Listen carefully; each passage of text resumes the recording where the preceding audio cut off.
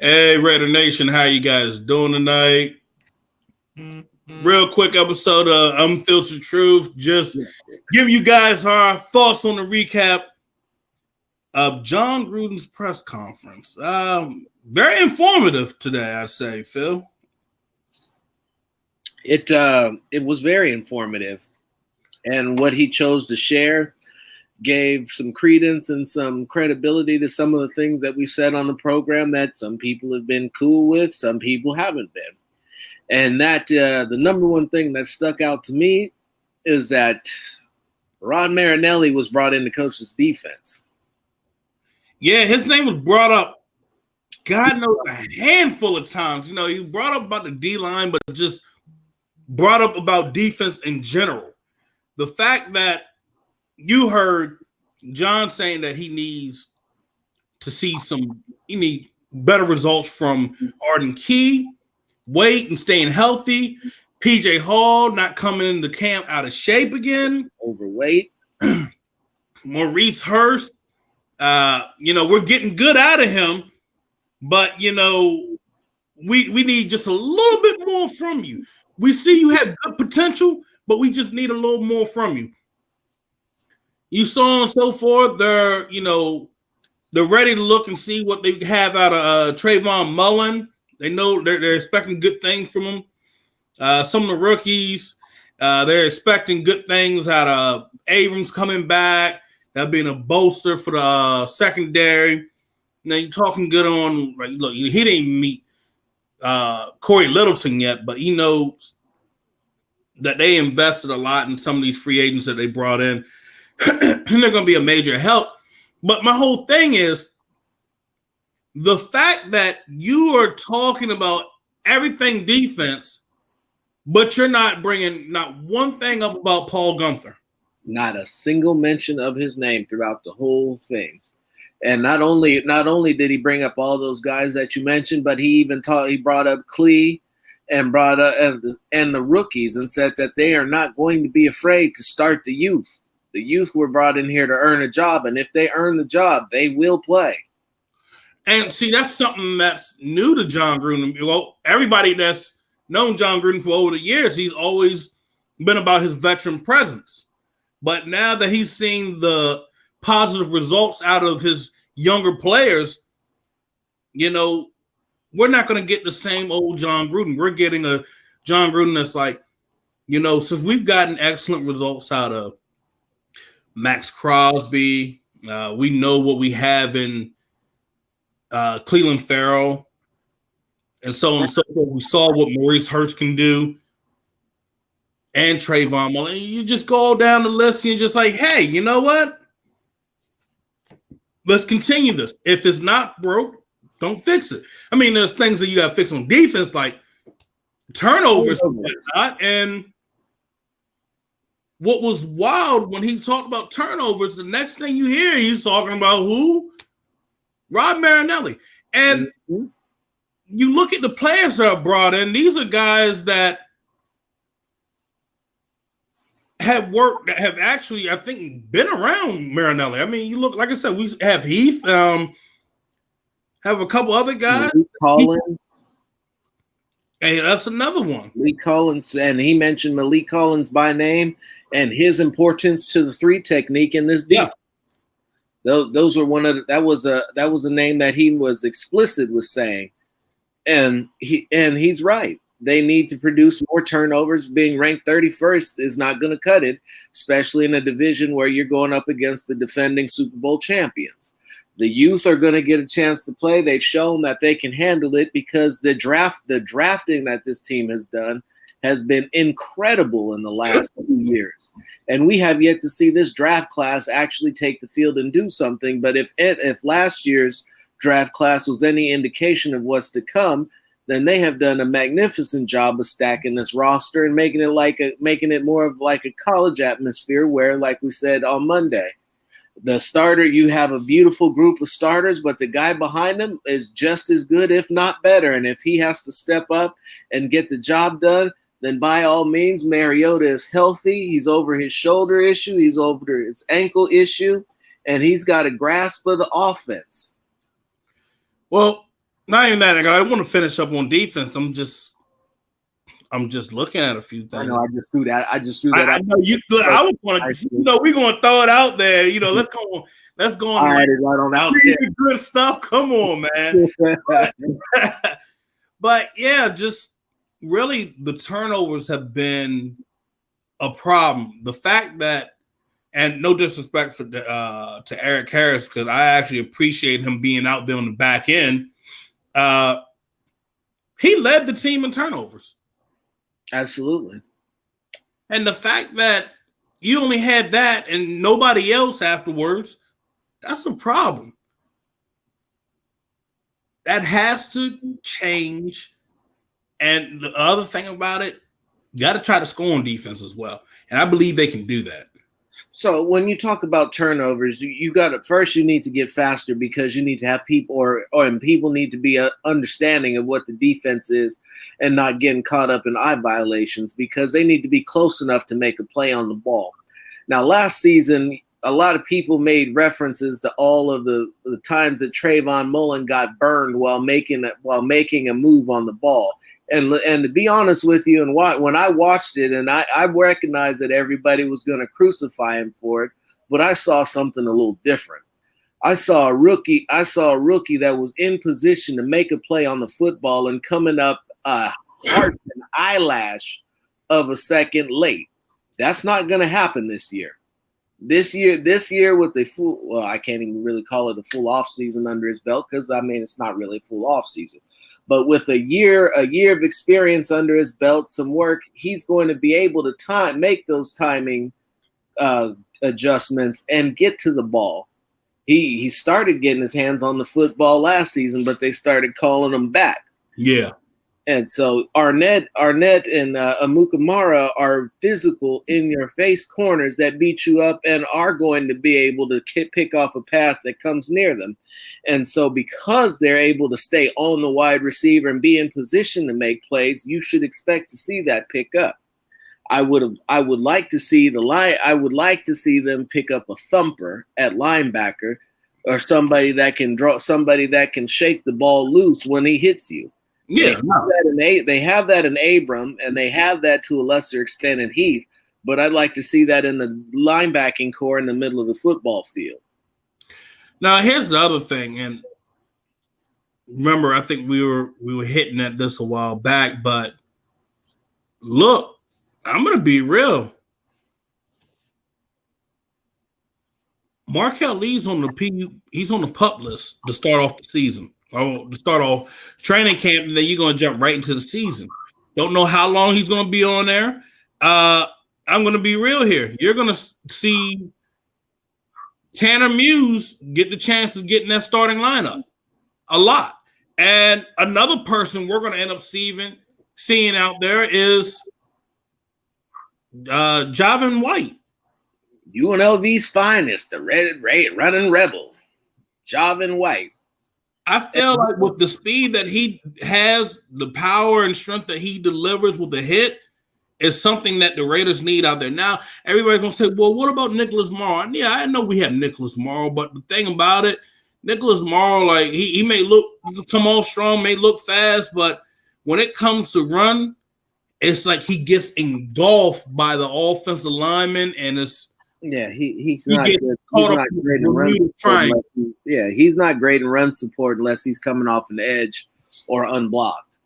And now, I'm not saying that to get rid of him. No, I still say hold on to your linebackers. You need all the depth you need because that was one thing that was hurting the Raiders the most. And you guys saw how we went back over film discussion with Raiders going up against Minnesota's offense, and you saw how Vontaze Burfict had his ankles broken off a play-action play. By the quarterback.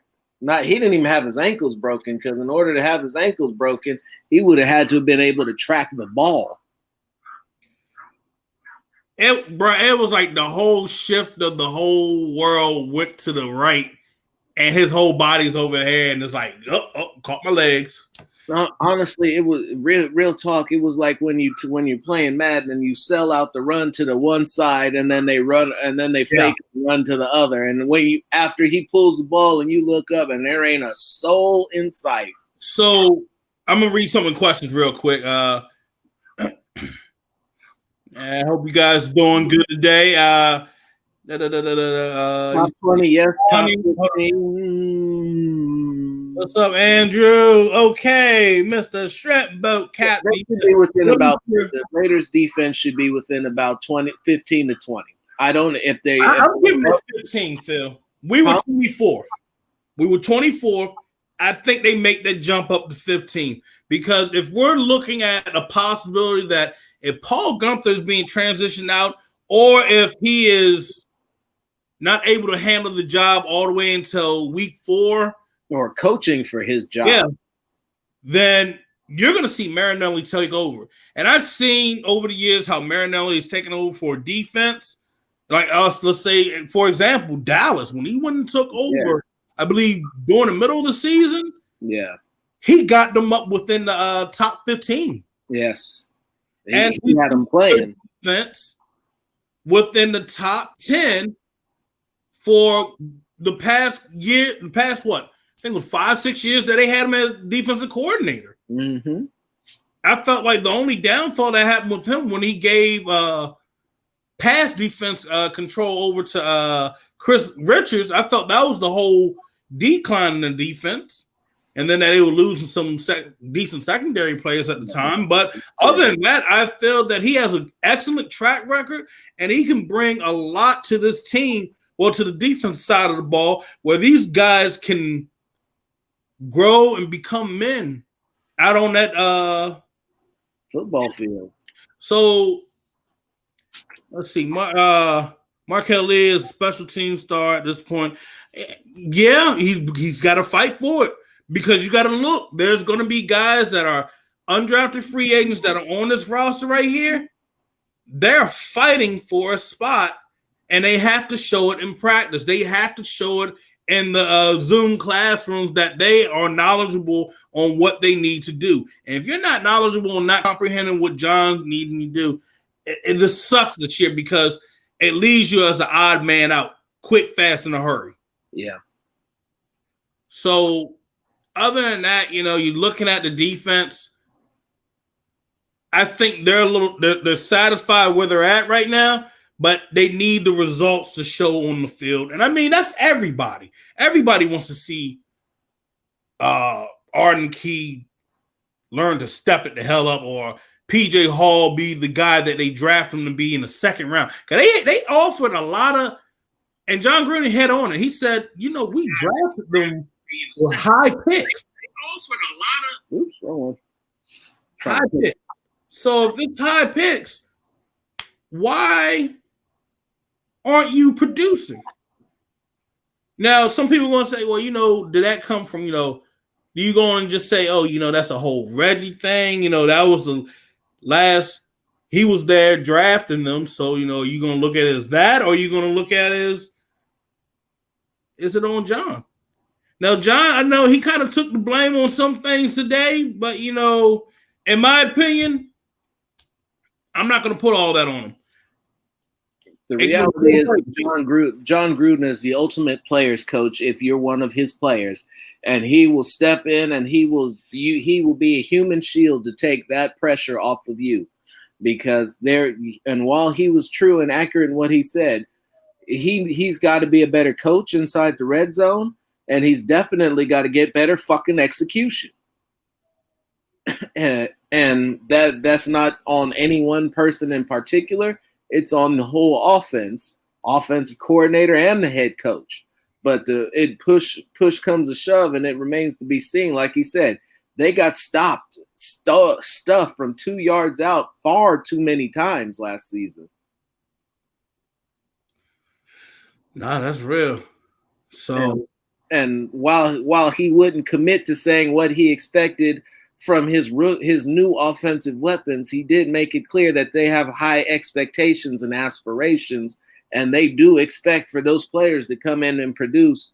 And he has a little something cooked up that nobody's seen yet, because as he was quick to mention, the playbook is plenty big enough. Don't you worry about that. We got plays. So I'm going to try to pull up this audio real quick from the press conference. He's talking about something that a few of you guys been waiting to hear about on Mariota. So I'm going to play this for you guys. You guys bear with me real quick.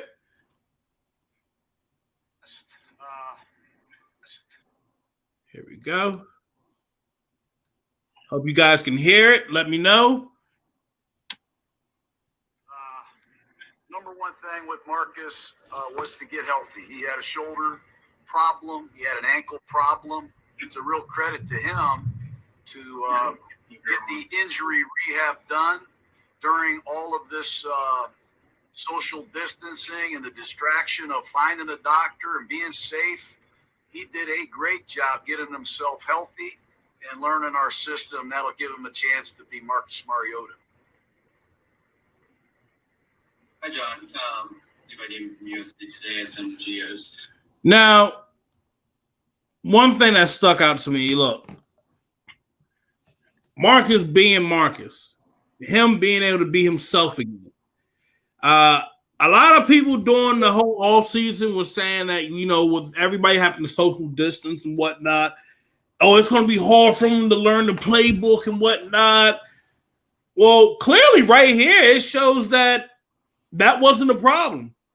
It looks like he's picked up the playbook without a problem. He's had plenty of time to study, because that's all it is.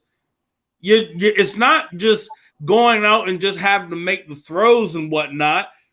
If you can't comprehend what's the verbiage in the playbook, what the route design, that's the problem.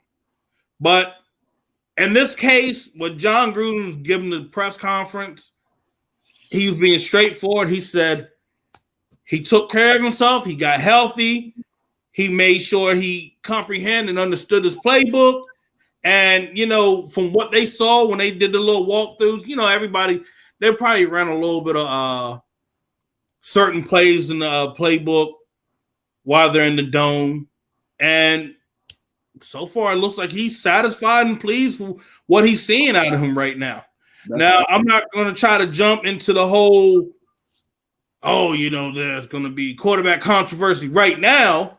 But what we have right here is that the guy that is basically going to be the number 2 that could possibly come in at number 1, he's got it. Now, you heard John Gruden say he appreciated what Derek Carr did work during that the outdoor workouts with his teammates. He don't know nothing about that. Okay. As he said, he didn't have no part in that.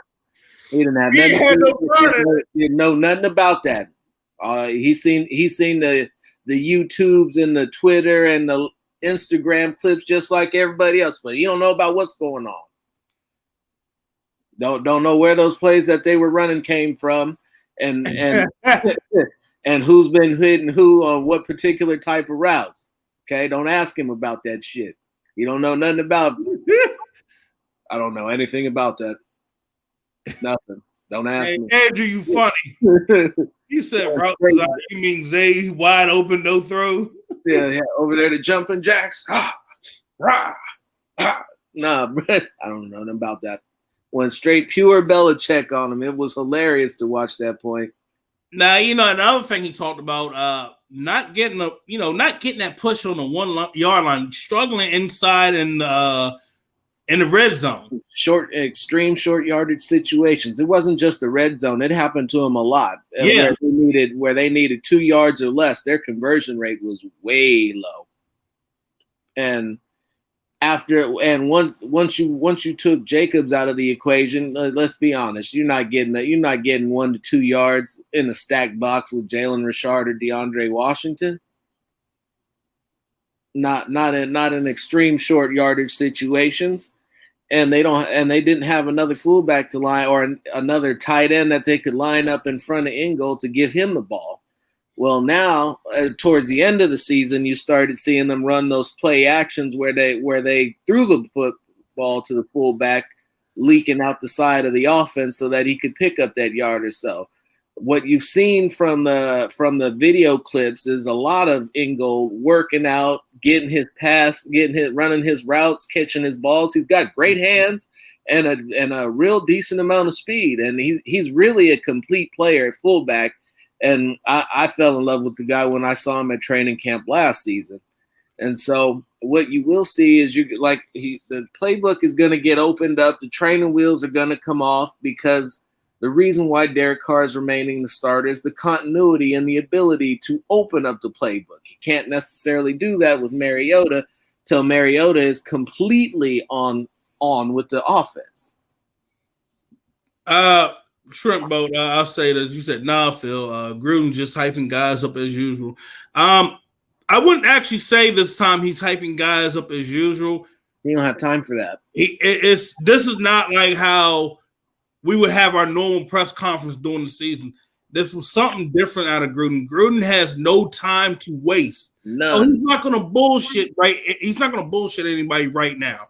And the one thing about it, if you watch every John Gruden press conference, you can tell when he's lying and when he's not. And when he said that, he looked at everybody straight in the fucking eye like, look, he did everything we needed him to do. Yep. He did. He went and got himself healthy. He went and made sure he got his head in the playbook. And what we've seen is we're very impressed. And if you're coming out saying that, yeah. He said the same thing about Nathan Peterman last season. And Nathan Peterman is still here. Yeah. Because you would have had Longneck still here. Yeah. If he wasn't doing it.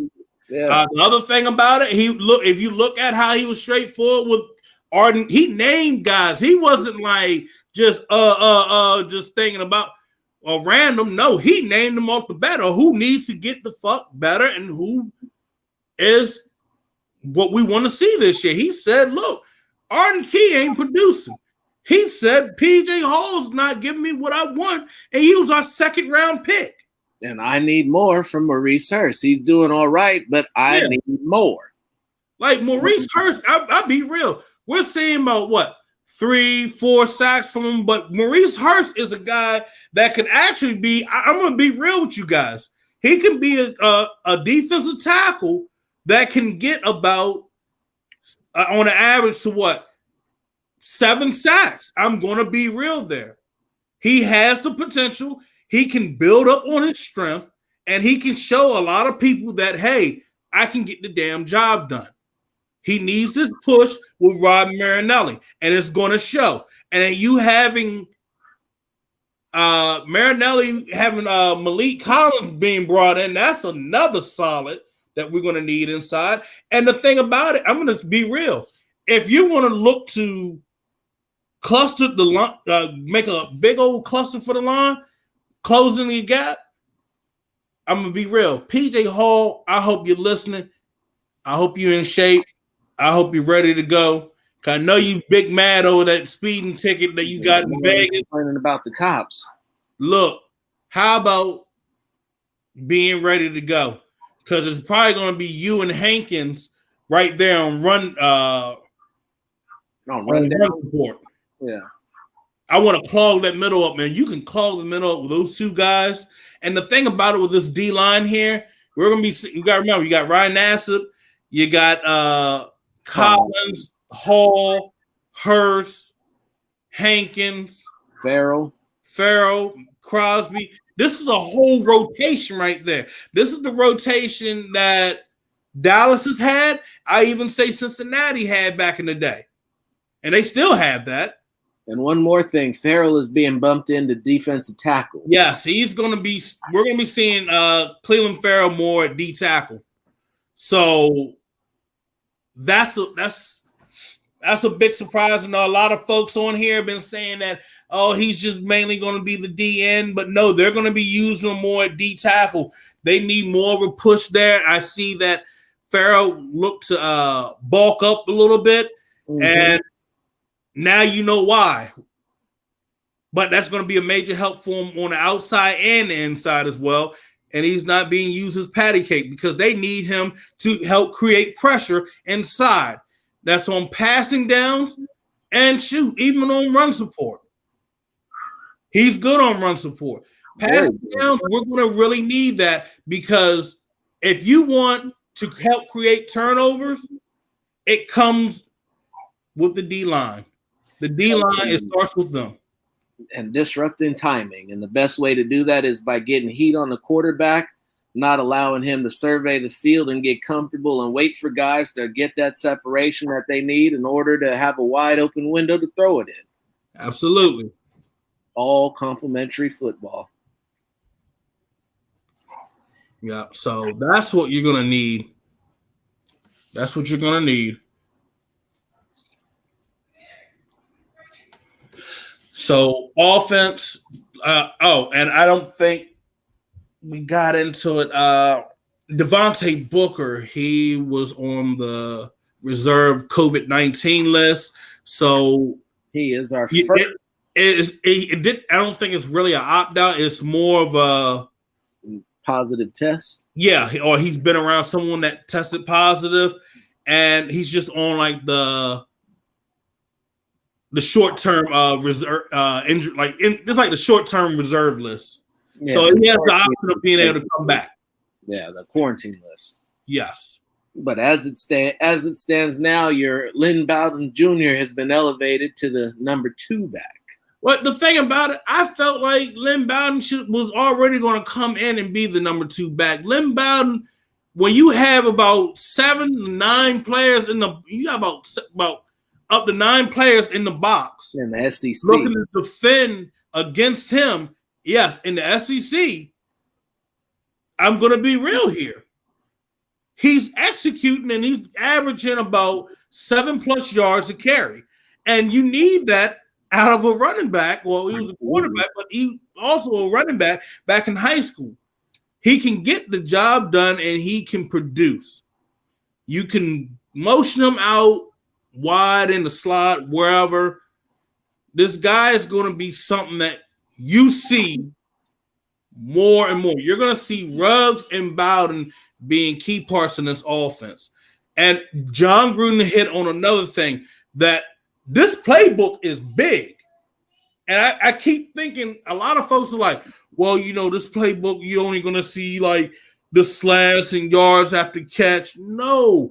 And I've shown you guys plenty of times that John Gruden has made the design of this playbook to stretch the field for guys like Ruggs, guys like Zay Jones, Lynn Bowden Jr., even Tyrell Williams, and who else?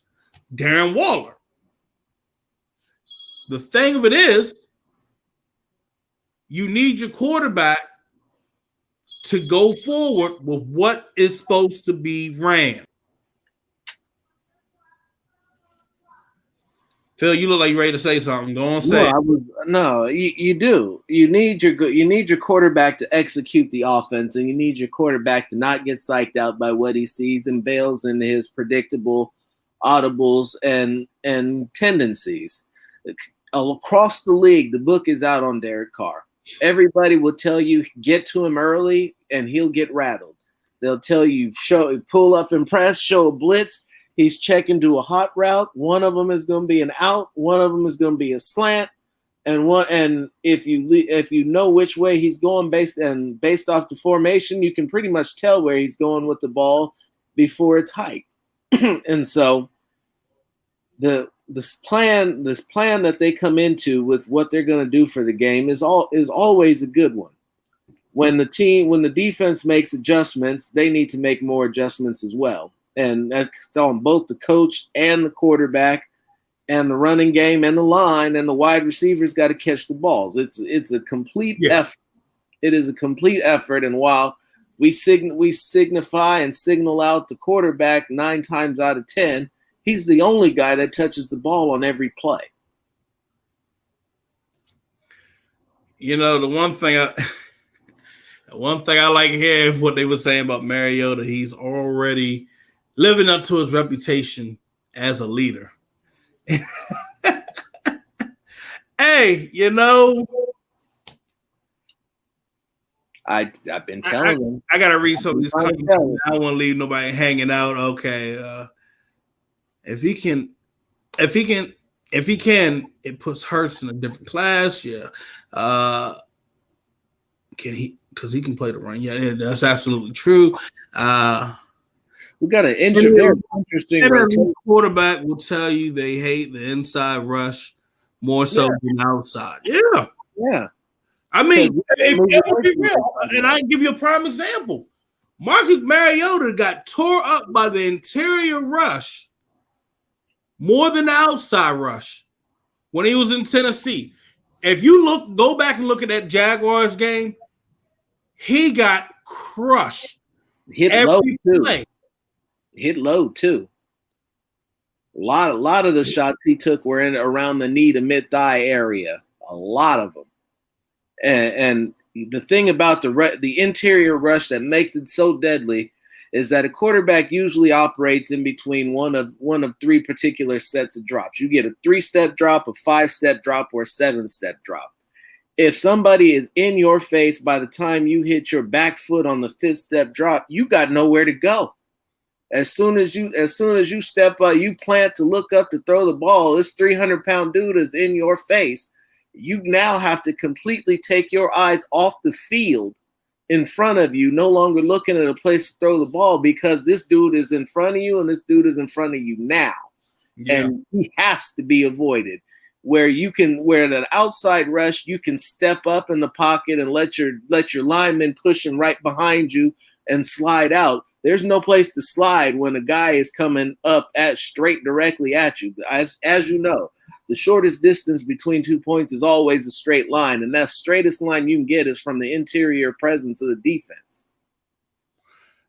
Rich said, only people who believe the playbook is limited are the ones making an excuse for Derek Carr. And, I'd say that is absolutely true because this playbook is damn sure far from being limited. This playbook is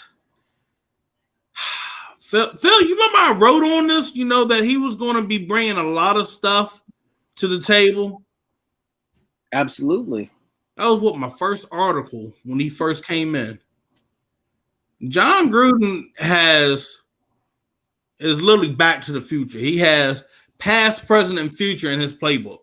Yep. So when folks think that he's only going to be adding things like that are right now and from the past, no. That man has watched far too much football and interviewed too many people, talked to too many coaches, brought too many quarterbacks coming in from college, moving to the pros. He got his own football facility in Tampa, Florida, for God's sakes. Do you think that this man is only going to run that same basic offense where you hear coaches talking about we ran the same play over and over and over again? No, that was by design. Yeah. He wasn't showing y'all anything.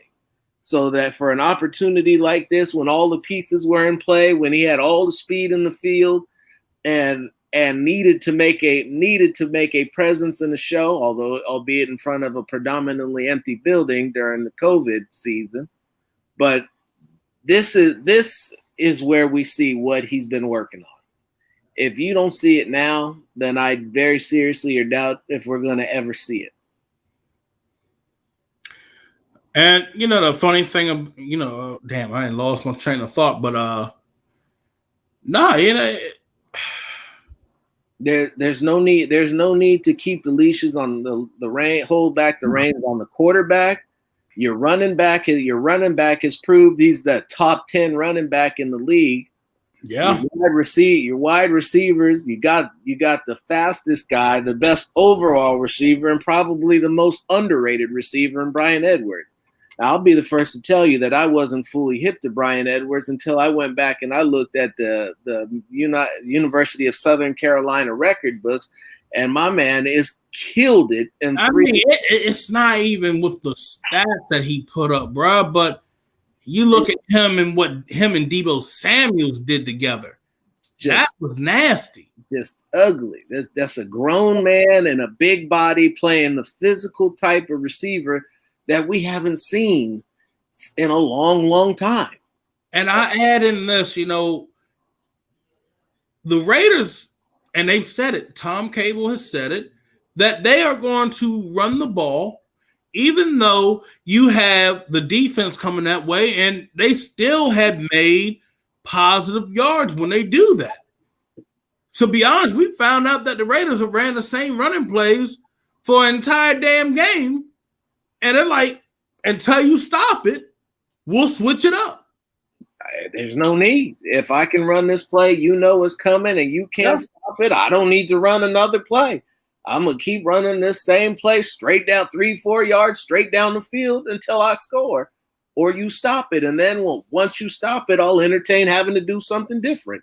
But if I can like you saw with the Niners in the playoff game, and everybody trashed Jimmy Garoppolo for the piss poor job he did throwing the football, or how many times he didn't throw the football. Same as Ryan Tannehill winning a playoff game, only attempted 8 passes. If your running back and your offensive line are hot and in sync, there is not a single reason in the world why you need to throw the football. You just sit back and relax. Just look back at your running back. Make sure you tell him hang up 2 hands. But I mean, overall, other than that, you guys, just looking at the press conference, John Gruden was straightforward. He didn't have anything to yank your chain about. The key is to beat the virus and beat the virus. That's because they literally have to practice and they got to play and make sure they avoid getting sick. Now, everybody's going to try to, I know some folks are going to try to jump and say that, oh, how come he didn't know about Devontae Booker? It had just happened during that press conference. What he said was that nobody, to his knowledge, had opted out. That is a difference. He didn't opt out. It was just he went on and a positive test. Yeah. Or their protocol. They have, I think Mariner, one of their undrafted free agent rookies, is on that list as well. But other than that, that's pretty much it. John Gruden's dead serious about what he's trying to do right now. He doesn't have time to be BSing. If you're BSing, you're out the door. And if you're not producing, you will be replaced. And that's what he's trying to get to. And he expects to open up this offense. And he did say one thing, that we have to score more. It takes ease off the defense. Defense has to create turnovers. And I'm going to say this. Rob Marinelli is that key piece to this defense. He is the key piece to this defense. We told you a while back. This was not new. I think we said this when he got hired. God said it first. We try to tell you. If you guys go back and listen to that press conference, not once did you hear Paul Guenther's name. That many times. Because I listened. And it was baffling, because it was like, wow, I mean, wasn't baffling about Marinelli. No, it wasn't baffling. It was very, very telling. He's defensive coordinator. He's going to coordinate the defense. He's going to help. He's going to get the most out of the defensive line. He's going to help them reduce all the penalties, play more discipline, stay on sides. Those are all things that you should be getting out of a defensive coordinator. The fact that they are bringing in somebody to do that, because that is something that Gruden took ownership of, would tell me that he doesn't see that Guenther is capable of doing that. Yeah. Be ready to see Trayvon Mullen, Prince Amukamara. We're going to probably see a little bit of Arnett, but your linebackers, Littleton, Kwiatkowski.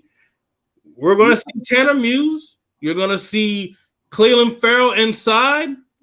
You're going to see him on outside a little bit too. You're going to see Malik Collins in the 3 technique. You're going to see Hurst, you need to see if Hall's gonna be willing to step up.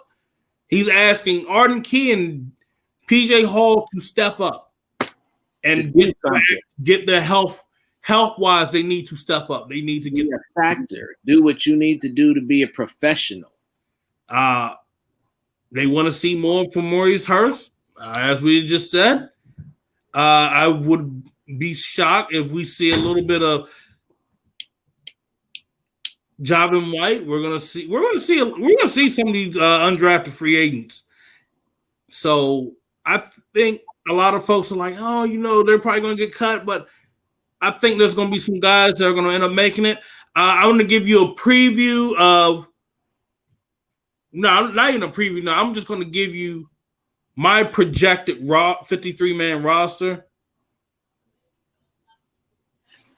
going in. All right. So I'm just give you guys my 53-man roster of what we could be seeing this year. So I'll have that up and ready either tonight or I have it ready for you guys tomorrow morning for you guys to view, comment, chat on it. I know you guys going to be wondering like, oh, well, hold on now. I don't see that happening. It's predicting. It's just predicting, all right? So you ain't got to lose your mind. You ain't got to get your titties in a rust. Just relax. But other than that, hey, we appreciate you guys joining us for this little short recap. Go on and give us a follow on Twitter at Phil Robinson III, Phil Jones NFL. Go on and give the Unfiltered Truth YouTube page subscribe. We'll be back probably tomorrow. We'll be back Monday night. You guys take care. God bless. Enjoy the rest of your evening. And if you're a Lakers fan, Lake Show, whatever you damn warrior. Lakers are back in 30.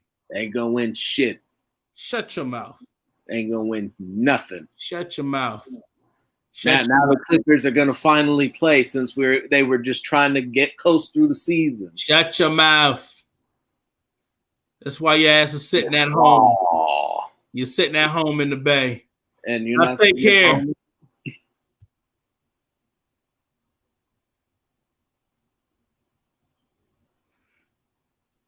You know what? No, screw that. Javin White, he's going to make this team, Rich. He's going to make it. Y'all thought we were gone. We had to fool you. It ain't over. It ain't over. I just had to turn the tape over. This is the B-side. All right. We're going. Y'all take care.